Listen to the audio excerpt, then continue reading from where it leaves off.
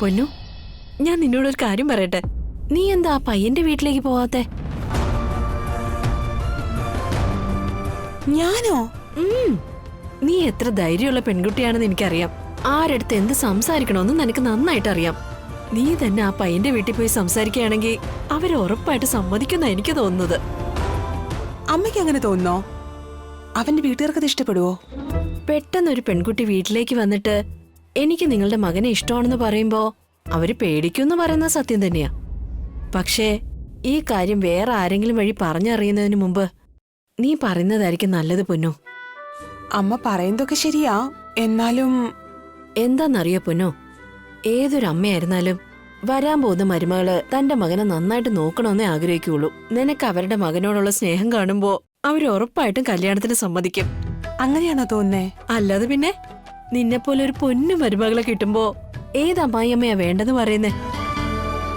സത്യമായി ഞാൻ ഇങ്ങനെയൊന്നും ആലോചിച്ച് നോക്കിയതേയില്ല. ഇത്രയും ചെറിയ കാര്യം എനിക്കെന്താ തോന്നാഞ്ഞേ? അയ്യോ, അതങ്ങനെ തന്നെയാ പൊന്നു. ചില സമയങ്ങളിൽ ചെറിയ ചെറിയ കാര്യങ്ങളാ നമ്മുടെ മനസ്സിലെത്താത്തത്. പക്ഷെ ചെറിയ കാര്യങ്ങളാ ജീവിതത്തിൽ വലിയ മാറ്റങ്ങൾ വരുത്തുന്നത്.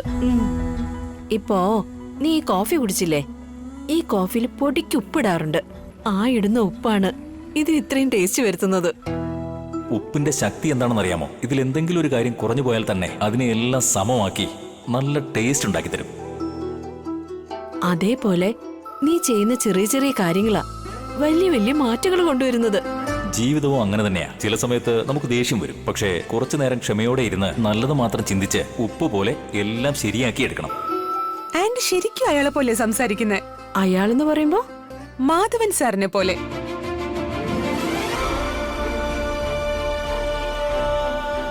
കോയിൻസിഡൻസ് ആണോന്ന് അറിയില്ല, ഇന്നലെ ഞാൻ അദ്ദേഹത്തെ മീറ്റ് ചെയ്ത സമയത്ത് അദ്ദേഹം ഇതേ ഉദാഹരണമാ പറഞ്ഞത്. അങ്ങനെയോ? നീ മാധവൻ സാറിനെ കണ്ടിരുന്നോ? എവിടെ വെച്ച്, എപ്പോഴാ? ഞാൻ അദ്ദേഹത്തിന്റെ കഫേയിൽ പോയിരുന്നു അമ്മ. അവൻ എന്നോട് ദേഷ്യപ്പെട്ടു പോയപ്പോ മാധവൻ സാറാ വന്നെ ആശ്വസിപ്പിച്ചത്. അദ്ദേഹം എത്ര നന്നായിട്ട് സംസാരിക്കുന്നറിയോ? നിങ്ങൾ രണ്ടുപേരും സംസാരിക്കുന്നതും ചിന്തിക്കുന്നതും ഒക്കെ ഒരുപോലെയാണെന്ന് എനിക്ക് തോന്നുന്നേ. അങ്ങനെയാണോ?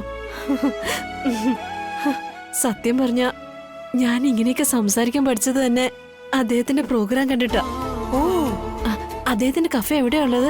ഒരു ദിവസം എന്നെ അവിടെ കൊണ്ടുപോവോ? ഉറപ്പായും കൂട്ടിക്കൊണ്ടുപോവാ.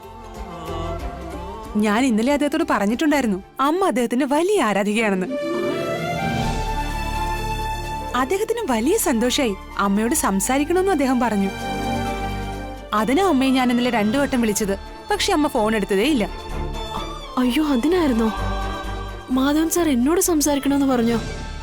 ഛേ, എന്നാലും അത് കഷ്ടമായിപ്പോയി. ഞാൻ അറിഞ്ഞതേ ഇല്ല പൊന്നു. അയ്യോ, അമ്മ ഇങ്ങനെ ടെൻഷൻ അടിക്കുന്ന എന്തിനാ? ഒരു ദിവസം ഞാൻ തന്നെ അമ്മയെ അദ്ദേഹത്തിന്റെ കഫേ കൊണ്ടുപോവാ.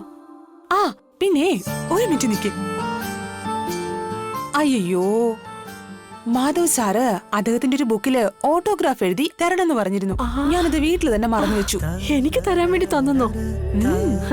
അടുത്ത തവണ മറക്കാതെ കൊണ്ടുവരണേ പൊന്നു. ഞാൻ അദ്ദേഹത്തെ ഒരേ ഒരു തവണ കാണാൻ വേണ്ടി ഒരുപാട് നാളായിട്ട് കാത്തിരിക്കുക പൊന്നു. ആ ദിവസം എന്ന് വരുമെന്തോ പൊന്നു. ഞാനുണ്ടല്ലോ, ഉറപ്പായും നിങ്ങൾ രണ്ടുപേരെയും ഒരു ദിവസം ഞാൻ മീറ്റ് ചെയ്യിപ്പിക്കും. ഞാൻ പറഞ്ഞ ലിസ്റ്റൊക്കെ റെഡിയാക്കിയായിരുന്നോ? റെഡിയാക്കിയിട്ടുണ്ട് സാർ. അല്ല സാർ, മാർക്കറ്റിൽ പച്ചക്കറിയൊക്കെ വാങ്ങാൻ ഞാൻ തന്നെ പോകാന്ന് പറഞ്ഞല്ലേ, പിന്നെ എന്തിനാ ഈ വെയിലത്ത് സാറും കൂടെ വരുന്നത്? അല്ല, അതെന്താണെന്ന് വെച്ചാ ഞാനും അത് തന്നെ ചോദിക്കുന്നത്. ഞാനൊന്ന് പറയാം. സാറും അത് തന്നെ പറഞ്ഞോണ്ടിരിക്കുന്നേ. പറയൂ സാർ. എടോ, എനിക്ക് ഇങ്ങനെയുള്ള ജോലികളൊക്കെ ചെയ്യാൻ വളരെ സന്തോഷമുള്ള കാര്യമാണ്. അതാ എന്താന്ന് ചോദിക്കുന്നത്. ആ മാർക്കറ്റിലെ ചപ്പിയവറിലൊക്കെ ചവിട്ടി എന്തിനാ സാറെ കാലൊക്കെ അഴുക്കാക്കുന്നത്? ഇത് നോക്ക്, ആ മാർക്കറ്റ് ചെല്ലുമ്പോ മനസ്സിനൊരു പ്രത്യേക സുഖം കിട്ടുന്നത് പോലെ. ഞാനുമായി ഒരു ബന്ധവും ഇല്ലെങ്കിലും നിഷ്കളങ്കതയോടെ ചേട്ട എന്ന് വിളിക്കുന്ന ചീര വിൽക്കുന്ന സ്ത്രീകള്, ഞാൻ ഈ ദിവസം തന്നെ വരുമെന്ന് കരുതി വീട്ടിൽ നിന്ന് റൊട്ടി ഉണ്ടാക്കിക്കൊണ്ടുവന്ന് എനിക്ക് വേണ്ടി കാത്തിരിക്കുന്ന അമ്മമാര്, ഇവരെല്ലാം എന്നെ കണ്ടു കഴിയുമ്പോൾ അവരുടെ മുഖത്തുണ്ടാകുന്ന ഒരു സന്തോഷം കാണണം. ഇതെല്ലാം കാണുമ്പോൾ എനിക്കെന്തോ ഒരു സംതൃപ്തി കിട്ടാറുണ്ട്. ഓ, സാറിന് വീട്ടിൽ കിട്ടാത്ത സ്നേഹം പുറത്ത് കിട്ടുമോന്ന് അന്വേഷിക്കുമായിരിക്കും അല്ലേ സാറേ?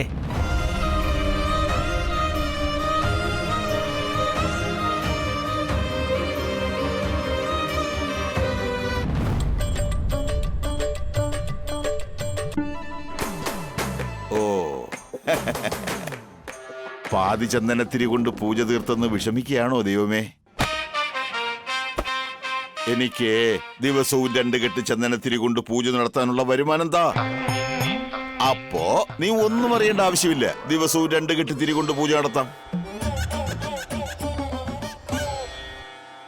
ഭഗവാനെ, എന്റെ മോൾ പ്രിയങ്കയ്ക്ക് എത്രയും പെട്ടെന്ന് തന്നെ ആ തുളസിയുടെ മകൻ സിദ്ധാർത്ഥനെ കൊണ്ട് വിവാഹം കഴിപ്പിക്കുകയാണെങ്കിൽ ഇവനെ കൊണ്ട് 1001 തവണ ശയന പ്രദക്ഷിണം ഞാൻ ചെയ്യിച്ചേക്കാം. അതിന്റെ പുണ്യം വേറെ ആൾക്കാരെ കിട്ടൂ. ആ തുളസി താമസിക്കുന്നില്ലേ, ആ ഏരിയയിലെ നിലത്തിന്റെ റേറ്റ് ഒക്കെ എന്താണെന്ന് അറിയാമോ നിനക്ക്? അതൊരു 75-നും 80-നും ഇടയ്ക്കായിരിക്കും. അത് നീ വിൽക്കുന്ന പഞ്ചാരയുടെയും ശർക്കരയുടെയും റേറ്റാ. അവിടെ 2 കോടിയുണ്ട് വില. 2 കോടി. നിന്നെ പോലെ ഒരു വായി നോക്കി ഇതൊക്കെ എങ്ങനെ അറിയാം? ശരി, കാര്യത്തിലേക്ക് വാ. ഇപ്പോ അമ്മയുടെയും അച്ഛന്റെയും സ്വത്തുക്കൾക്ക് തുല്യ അവകാശമുണ്ടെന്ന് നിയമമുണ്ട്. അങ്ങനെ നോക്കുമ്പോ ആ തുളസിയുടെ മകൾ എന്റെ വീട്ടിൽ മരുമകളായി വന്നിരിക്കുന്നു. അതിന്റെ അർത്ഥം എന്താ? തുളസിയുടെ പാതി സ്വത്ത് നമുക്ക് സ്വന്തമായിരിക്കുന്നു. പിന്നെ ബാക്കിയുള്ള പാതി സ്വത്ത് മറ്റൊരാൾക്ക് എന്തിനാ വിട്ടുകൊടുക്കുന്നേ? എന്റെ മോള് പിങ്കി അവരുടെ വീട്ടിൽ മരുമകളായി പോവുകയാണെങ്കിൽ ബാക്കിയുള്ള പകുതി സ്വത്തും നമുക്ക് വന്നു ചേരും. എങ്ങനെയുണ്ട് പ്ലാൻ? ഓ, ആർത്തി പിടിച്ച മനുഷ്യ, ആ വീടൊന്നും വാങ്ങാൻ തന്നെ കൊണ്ട് കഴിയില്ല. ദേ നോക്ക്, നിങ്ങൾ മാനത്ത് കാണുന്നത് ഞാൻ മനസ്സിൽ കാണും. നിങ്ങളുടെ മകളെ വേറൊരുത്തിന് കെട്ടിച്ചു കൊടുക്കുന്നത് എങ്ങനെയാണെന്ന് ഞാനൊന്ന് കാണട്ടെ. നിങ്ങളുടെ മകളും നിങ്ങളുടെ സ്വത്തും എല്ലാം എൻ്റെ കയ്യിൽ തന്നെ വരും.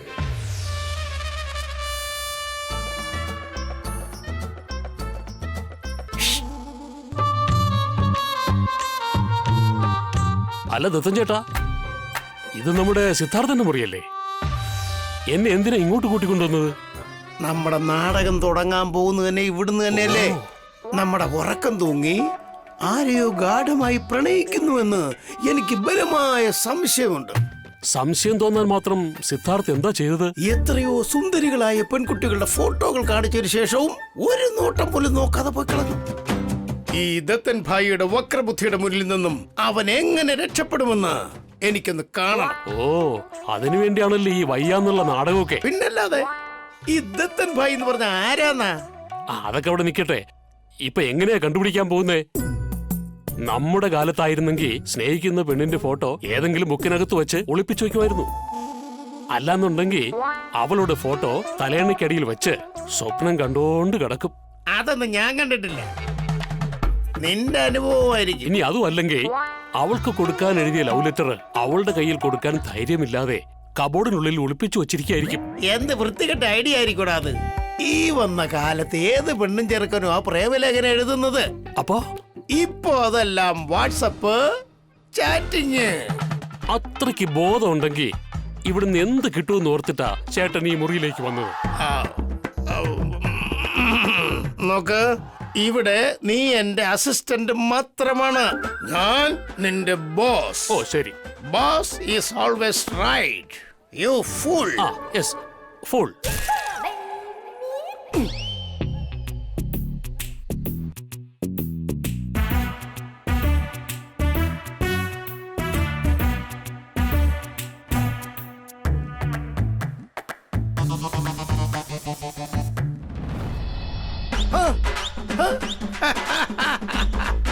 കേശവ, ദത്തൻ ചേട്ടാ കണ്ടോ? ഓഹോ, ദത്തൻ ചേട്ടാ ഇതൊന്ന് നോക്കിയേ. ഇനിയും ഒരുപാട് ഫോട്ടോസ് ഉണ്ട്. ഹേടാ കേശവ, ഈ ദത്തൻ ഭായിയുടെ വാക്കുകൾ കേൾക്കാതിരിക്കുന്ന മകനല്ലടാ അവൻ. ആഹാ, ഞാൻ അവനോട് 2 ഫോട്ടോ മാത്രം സെലക്ട് ചെയ്യാൻ പറഞ്ഞിരുന്നു. ഒരു ഫോട്ടോ മാത്രം സെലക്ട് ചെയ്തിട്ട് ബാക്കിയൊക്കെ ഡസ്റ്റ്ബിന്നിലിട്ടു. അത്രേ ഉള്ളൂ. എന്നാലും പെണ്ണ് നല്ല ലക്ഷണമൊത്തതാ.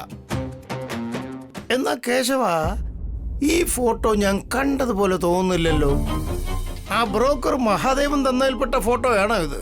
അത് കണ്ടിട്ട് മനസ്സിലായില്ലെങ്കിൽ ചേട്ടന് വയസ്സായി എന്ന അർത്ഥം. ചേട്ടൻ മറന്നിട്ടുണ്ടാവും. അങ്ങനെയാണല്ലേ? എന്നാ പിന്നെ വിട്ടുകളാ. ഓഹോ, പേര് പ്രിയങ്ക, ഫോൺ നമ്പർ എഴുതിയിട്ടുണ്ട്. ഫോൺ ചെയ്ത് സംസാരിച്ചാലോ? പിന്നെന്താ, സംസാരിക്കാം. ദേവമ്മ, ആ നമസ്കാരം സാറേ. എന്തു പറ്റി? സുഖമില്ലേ? അങ്ങനെയൊന്നും ഇല്ല സാറേ. വരൂ നോക്കട്ടെ. അയ്യോ, നല്ലതുപോലെ പനിക്കുന്നുണ്ടല്ലോ. ഈ പനിയും വെച്ചുകൊണ്ട് ആരെങ്കിലും മാർക്കറ്റിലേക്ക് വരൂ. വരൂ, ഹോസ്പിറ്റലിലേക്ക് പോവാം. അയ്യോ, ഈ ഒരു ചെറിയ പനിക്കൊക്കെ ആശുപത്രിയിൽ പോവാൻ നിന്നാലേ ഇവിടുത്തെ കാര്യങ്ങളൊക്കെ ആര് നോക്കും സാറേ? ജീവനേക്കാൾ വലുതാണോ കച്ചവടം ദേവമ്മേ? അങ്ങനെയല്ല സാറേ. എല്ലാ ദിവസവും ഒരുപാട് പേര് എന്റെ കട അന്വേഷിച്ചു വരും. ഞാൻ ഒരു ദിവസം കട തുറന്നില്ലെങ്കിൽ അവര് വേറെ കട അന്വേഷിച്ചു പോവും. ഇപ്പൊ എന്താ, കട അടയ്ക്കാനും പാടില്ല, കച്ചവടവും നടക്കണം, അതല്ലേ വേണ്ടത്? അതെ സാറേ. ഇപ്പോ അമ്മയും സാനന്ദും കൂടി ക്ലിനിക്കിലേക്ക് പോകൂ. ഞാൻ ഈ കട നോക്കിക്കോളാം. സാർ, അതൊന്ന് തിരിച്ചു പറയൂ സാർ. ഞാൻ കടയിൽ നിന്നോളാം. സാർ ഈ അമ്മയുമായിട്ട് ആശുപത്രി പോയിട്ട് വാ. തക്കാളിയുടെ വില എത്ര? 20 രൂപ. കത്രിക്കയുടെ വിലയോ? 15.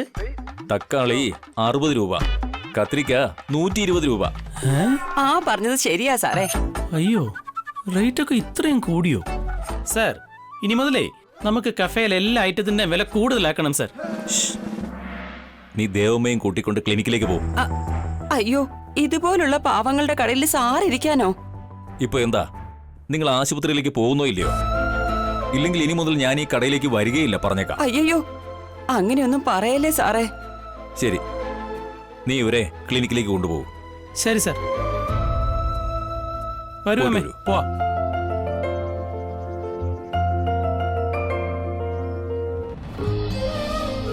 അമ്മേ, അമ്മ വില പേശാറില്ലേ? വിലപേശാതെ ഞാൻ വിടുവോ? വിലപേശൽ എന്ന് പറയുന്നത് സ്ത്രീകൾക്ക് ജന്മനാ കിട്ടുന്ന കഴിവാ. എല്ലാ ആഴ്ചയും പച്ചക്കറിയും സാധനങ്ങളൊക്കെ വാങ്ങിക്കുന്നതല്ലേ. എല്ലാത്തിന്റെ വില എത്രയാണെന്ന് എനിക്ക് നന്നായിട്ട് അറിയാം. കടക്കാരെങ്ങാനും കൂടുതൽ പറയുകയാണെങ്കിൽ അപ്പൊ ഞാൻ വിലപേശാൻ തുടങ്ങും. അഥവാ 1-2 രൂപയാണ് കൂടുതൽ പറയുന്നെങ്കിൽ ഞാനത് മൈൻഡ് ചെയ്യില്ല. പാവങ്ങള്, അവരും ജീവിക്കാൻ വേണ്ടിയല്ലേ നടത്തുന്നേ. അതും ശരിയാ. ഏയ്, ഇതുപോലത്തെ ഓറഞ്ചൊന്നും എടുക്കരുത്, മധുരം കാണില്ല. ദേ നോക്ക്, ഇതുപോലത്തെ എടുക്ക്. ഓ, ഇങ്ങനെയൊക്കെ നോക്കൂ അമ്മ.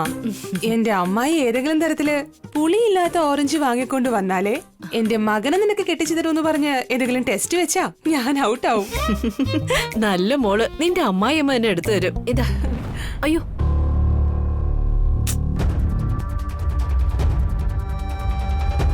അമ്മേ,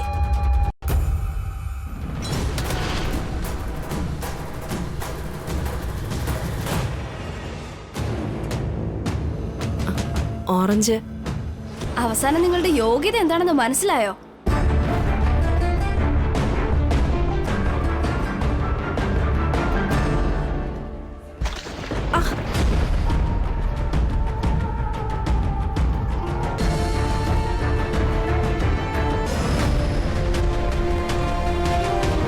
അമ്മേ,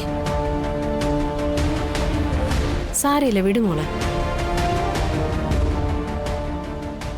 ഏയ്, നീ എന്താ വിചാരിച്ചിരിക്കുന്നെ? മോളിൽ വെച്ച് നിനക്ക് കിട്ടിയത് പോരായിരുന്നോ? അന്ന് തന്നതിനാ ഞാനിപ്പോ തിരിച്ചു തന്നത്. ഹെഡ് വെയിറ്റ് നിനക്ക് ഇത്രയും പാടില്ല. ഓങ്ങിയും തന്നാലുണ്ടല്ലോ, വായ കിടക്കുന്ന പല്ലെല്ലാം താഴെ വീഴും. Mind your business you idiot. ഏയ്, ആരാ ഇഡിയറ്റ്? നീയാ ഇഡിയറ്റ്. നിന്റെ ഫാമിലി ഇഡിയറ്റ്. ഇംഗ്ലീഷ് പറഞ്ഞ് ചീത്ത വിളിച്ച് ഞാൻ പേടിക്കുന്നു വിചാരിച്ചോ? ശുദ്ധ മലയാളത്തിൽ പറയാൻ വാക്കുകളുണ്ട്. പറയട്ടെ, കേൾക്കാൻ ധൈര്യമുണ്ടോ നിനക്ക്? ഏയ്, ഞാൻ സ്പോട്ടിൽ തന്നെ ഉണ്ട്. ലൊക്കേഷൻ കറക്റ്റ് ആയിട്ട് മനസ്സിലായില്ല, ഒന്നുകൂടെ റീസെന്റ് ചെയ്യും.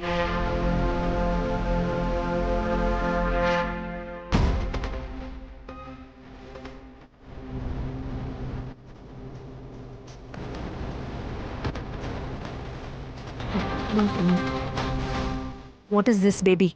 മോം, ഞാൻ എന്റെ കാര്യം നോക്കി നടന്നു വരുമായിരുന്നു. അപ്പൊ ഈ ബ്ലഡി ഓറഞ്ച് ഉരുണ്ട് എന്റെ കാലിനടുത്തേക്ക് വന്നു. ഞാൻ അറിയാതെ അങ്ങ് ചവിട്ടി. അപ്പോഴേക്കും ഇവർ രണ്ടുപേരും. നീ മനഃപൂർവ്വം വേണമെന്ന് വെച്ച് ഉപദ്രവിച്ചത് ഞാൻ എന്റെ കണ്ണുകൊണ്ട് കണ്ടോണ്ടിരിക്കുകയല്ലേ. എന്നിട്ടിപ്പോ കള്ളം പറയുന്നോ? അന്നേ എനിക്ക് മനസ്സിലായി നിന്റെ നാക്കിന് നീളം കൂടുതലാണെന്ന്. തെറ്റ് ചവിട്ടിയ ആളുടേതല്ല, താഴെ ഇട്ട ആളുടേതാ. ഞാനും അപ്പൊ വിചാരിച്ചു വിവരമില്ലാത്തത് മോൾക്ക് മാത്രമല്ലാന്ന്. അതിനെന്തോ പറയുമല്ലോ അമ്മേ, മത്തം കുത്തിയാ കുമ്പളം മുളക്കില്ലാന്ന്. Mind your tongue. You know who am I? Who am I എന്ന് കണ്ട ഉടനെ മനസ്സിലാക്കാൻ നിങ്ങൾ എന്താ എലിസബത്ത് രാജ്ഞിയാണോ? Stop it or else. എന്ത് ചെയ്യുന്ന നിങ്ങൾ എന്ത് ചെയ്യുന്ന? അയ്യോ. വേറെ ചൂടി സംസാരിച്ച ഞാൻ അയ്യോ, പേടിച്ചു നീ ഇങ്ങ് വന്നേ. നിങ്ങളുടെ ഈ അഭ്യാസം നിങ്ങൾ വേറെ എവിടെയെങ്കിലും കൊണ്ട് കാണിക്കും. Mind your words. അഹങ്കാരം കണ്ടില്ലേ അമ്മേ? എന്തൊരു നുണയാ പറയുന്നത് നോക്ക്.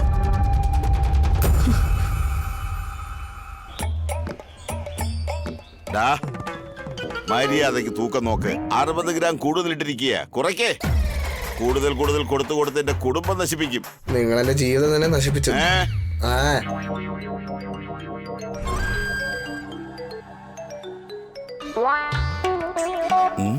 ഈ വയസ്സിന് എന്തിനാ എന്നെ ഫോൺ വിളിക്കുന്നത്? ഹലോ, ഞാൻ ദത്തനാണ് സംസാരിക്കുന്നത്. ആ പറഞ്ഞോളൂ ചേട്ടാ.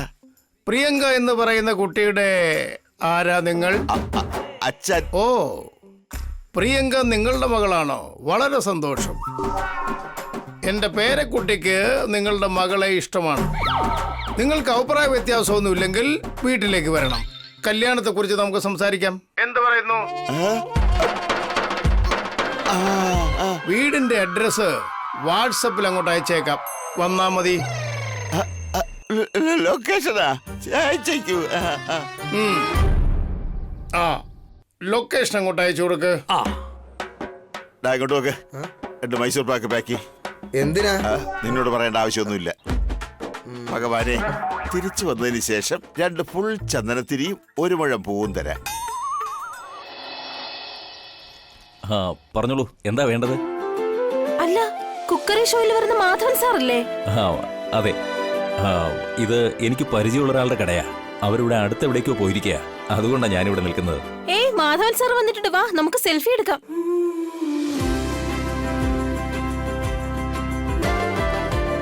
അവരുടെ സ്വഭാവം നിനക്ക് അറിയായിരുന്നിട്ടും നീ എന്തിനാ അവരോട് സംസാരിക്കാൻ പോകുന്നേ? അവരോട് സംസാരിക്കാതെ മിണ്ടാതെ പോകുന്നതാ നല്ലത്. ഇങ്ങനെ അഹങ്കാരം കാണിക്കുന്നവരോട് ഇങ്ങനെയൊക്കെ സംസാരിച്ചേ പറ്റുള്ളൂ. അമ്മ പാവായതുകൊണ്ട് അമ്മ ഇതൊക്കെ പോട്ടേന്ന് വെക്കുന്നത്. തലക്കനായിട്ട് നടക്കുന്നവർക്ക് അവരുടെ ഭാഷ തന്നെ മറുപടി കൊടുക്കണം. പൊന്നു, നമ്മൾ എന്തിനാണോ വന്നത് ആ ജോലി കഴിഞ്ഞിട്ട് പോയാൽ മാത്രം മതി.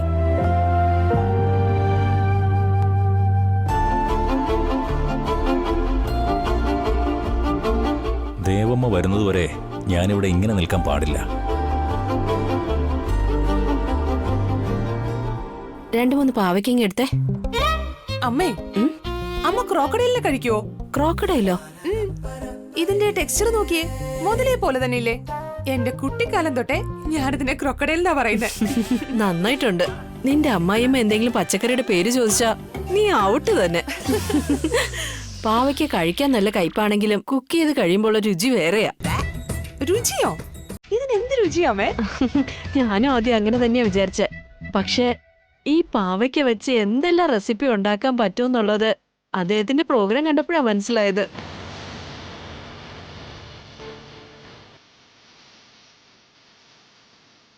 മാധവൻ സാറ് ഈ പാവയ്ക്ക് വെച്ച് എന്തെല്ലാം റെസിപ്പി ഉണ്ടാക്കുമെന്ന് അറിയോ നിനക്ക്? കറി, ചിപ്സ്, അങ്ങനെ പലതും ഉണ്ടാക്കും. പിന്നെ അദ്ദേഹം പാവയ്ക്ക് വെച്ച് വട വരെ ഉണ്ടാക്കും. നല്ല ചൂട് ചമ്മന്തിയോടൊപ്പം. എന്റെ പൊന്നോ, അങ്ങ് കഴിക്കാൻ തോന്നും. നേരിൽ കാണുമ്പോൾ സെൽഫി എടുക്കുന്ന ആരാധകരെ ഞാൻ കണ്ടിട്ടുണ്ട്. ഞാനില്ലാത്തപ്പോൾ പോലും എന്നെക്കുറിച്ച് ഇത്രയധികം സംസാരിക്കുന്ന ആരാധിക ആരായിരിക്കും? ഇത് എത്ര കയ്പായിരുന്നാലും വയറിന് നല്ലതെന്നാ മാധവൻ സാർ പറയുന്നേ. പാവയ്ക്ക് കഴിക്കുന്നത് ആരോഗ്യത്തിന് നല്ലതാ പൊന്നോ. എന്റെ പരിചയത്തിൽ ഒരു ആന്റി ഉണ്ട്. അവര് സാറിന്റെ വലിയ ആരാധിക. അവര് സാറിന്റെ ഫോട്ടോസ്, റെസിപ്പീസ്, പിന്നെ സാറിന്റെ കോഡ്സ് എല്ലാം ഒരു നോട്ട്ബുക്കിൽ കളക്ട് ചെയ്ത് വെച്ചിട്ടുണ്ട്. അങ്ങനെയെങ്കിൽ ആ പെൺകുട്ടി പറഞ്ഞ ആരാധിക ഇവരായിരിക്കുമോ? ഇവർ സംസാരിക്കുന്നത് കേൾക്കുമ്പോൾ എനിക്ക് അങ്ങനെയാ തോന്നുന്നത്. എന്നോട് ഇത്രയും സ്നേഹമുണ്ടെങ്കിൽ ഞാൻ സംസാരിച്ചു കഴിഞ്ഞാൽ അത് വളരെ സന്തോഷമാകുമായിരിക്കും. ഒരു ഹായ് പറയുന്നതിന് വേണ്ടി എന്തിനെത്ര ആലോചിക്കുന്നത്?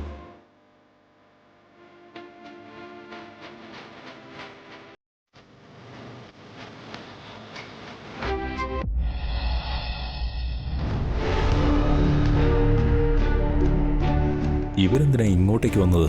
എന്നെ ഈ അവസ്ഥയിൽ കണ്ടു കഴിഞ്ഞാൽ വീട്ടിൽ ചെന്ന് പറഞ്ഞ് എന്നെ നാണം കെടുത്തും.